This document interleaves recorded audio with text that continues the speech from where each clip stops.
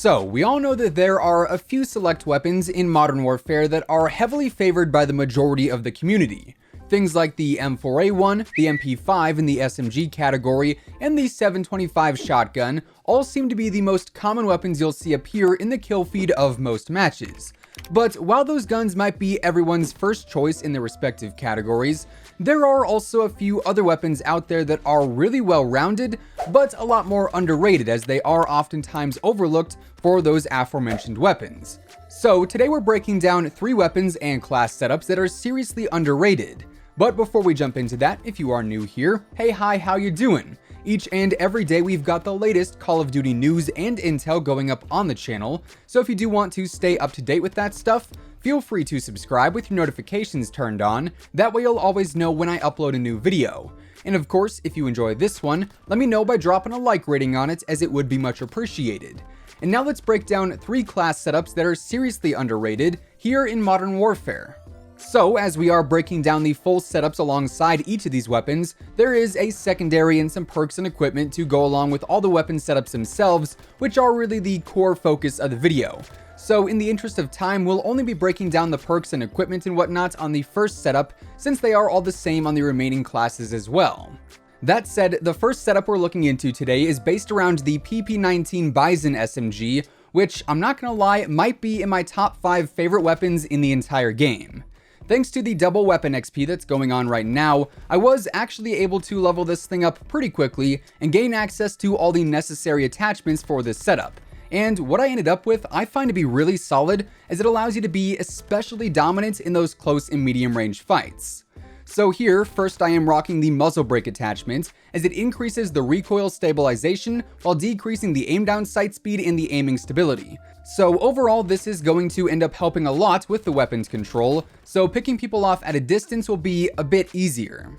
Then I'm using the 8.7-inch aluminum barrel attachment, and to be honest, when I was going through and building this setup and just testing stuff out, this was initially not my barrel of choice. I figured I would much rather go for something that would extend the range of the weapon, but ultimately, after trying this one out, I had the best results with it above all the other barrel options. Now this barrel ends up increasing the aim down sight speed and it decreases the bullet velocity, so in the end it is going to help with the overall mobility of the weapon in general. I then use the 5mW laser here as well, primarily for its increase to the sprint to fire speed, and just for rushing around, that increase to the hip fire accuracy is a pretty nice added bonus too.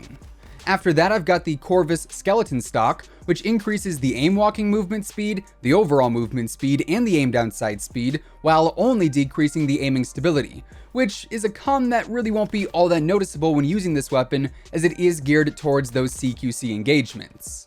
Then, to close out the attachment setup, we've got the stippled grip tape per usual for its mobility increases.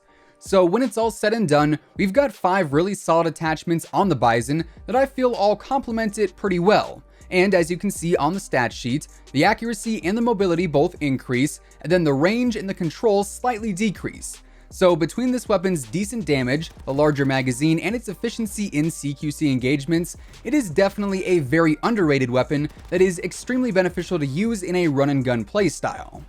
Now, as far as the rest of this setup goes, the secondary really is not all that important, as you probably won't be using it all that much. For mine, I normally cycle between different officer challenges, so my secondary ends up altering quite a bit, but as of now I have been using the 357, as once you unlock the snake shot attachment, it is a serious beast, but seldom does it actually get used in game.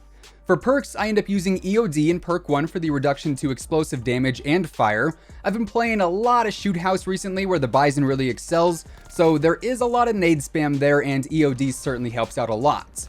I would usually recommend then going with Ghost in perk 2, since it is kind of the crutch perk in that category, but in the gameplay I was using Hardline just because I was going for killstreak kills, but Ghost would normally be my optimal choice there. And then I also use Shrapnel, as you get an extra lethal equipment, and you also have explosive damage that delays the enemy's health regen, which can have a pretty big impact on the gameplay. For my equipment, I actually just started using C4 quite a bit. I know some people absolutely despise it, but it does really remind me of the Black Ops 2 C4 that was one of the best lethals to ever use in Call of Duty for its efficiency.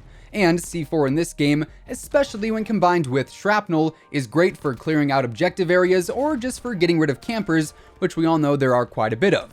Then lastly, I also use Stim as my tactical equipment, so I can manually heal and play a bit more aggressive overall. Now, moving on from the Bizon, we then take a major twist in gameplay and shift over to the PKM LMG. Now, this is one of the weapons that I actually broke down a few days after the game came out as one of the strongest weapons in the entire game, and honestly, I do think that still stands true.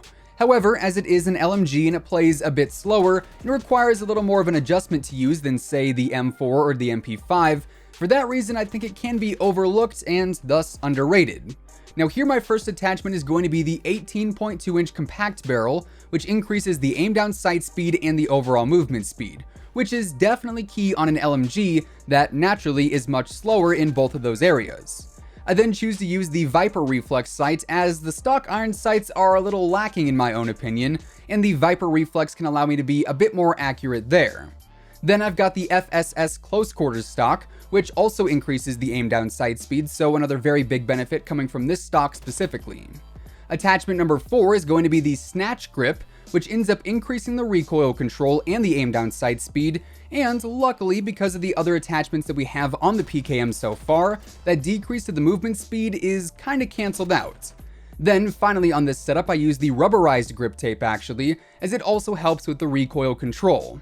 So altogether, this setup really helps the PKM become much easier to use in terms of its mobility and overall consistency with the control.